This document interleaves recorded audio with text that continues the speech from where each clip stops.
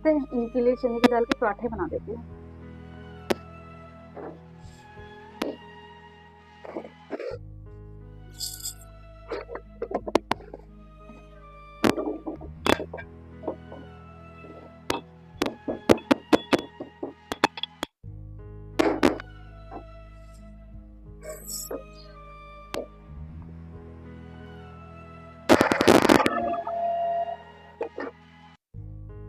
चलो ये तो हो गया प्याज, मैं बाकी का काम निपटा लेती हूँ। ऐसा लग रहा है जैसे किचन में कोई गया, मैं दीदी होंगी। अच्छा, उनके लिए चने की दाल के पराठे बनाए। भाई को खाना बनाकर रिझाना चाहती है, अपनी तरफ करना चाहती है। अब देखती हूँ कैसे खिलाती है भाई को उनका पसंद का खाना।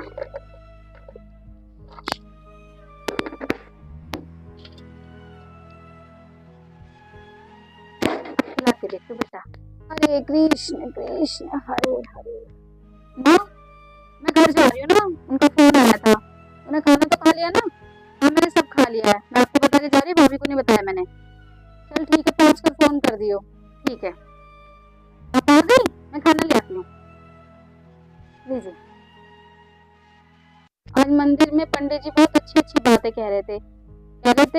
अन्न इतनी मुश्किल से उगाया जाता है, उन किसानों से जाके पूछो। और हम घर में बैठे हुए 2 दिन बासी रोटी होती है और उसे ऐसी डाल देते हैं। बाहर जाके देखो, लोग इन रोटियों के लिए किस तरीके से तरस रहे हैं।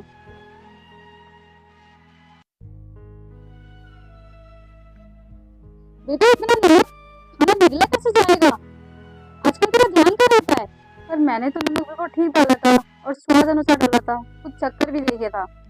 शायद जल्दबाजी में दोबारा नमक डल गया। अच्छा चल ठीक है, तो स्टफिंग में आटा मिला के रख दे, मैं आके बनाती हूँ। अगर कुणाल को पता चला कि उसकी फेवरेट चीज बनी है तो फिर रुक नहीं पाएगा, और उसे वो नमक देखेगा तो फिर खामखा तुम पर गुस्सा करेगा।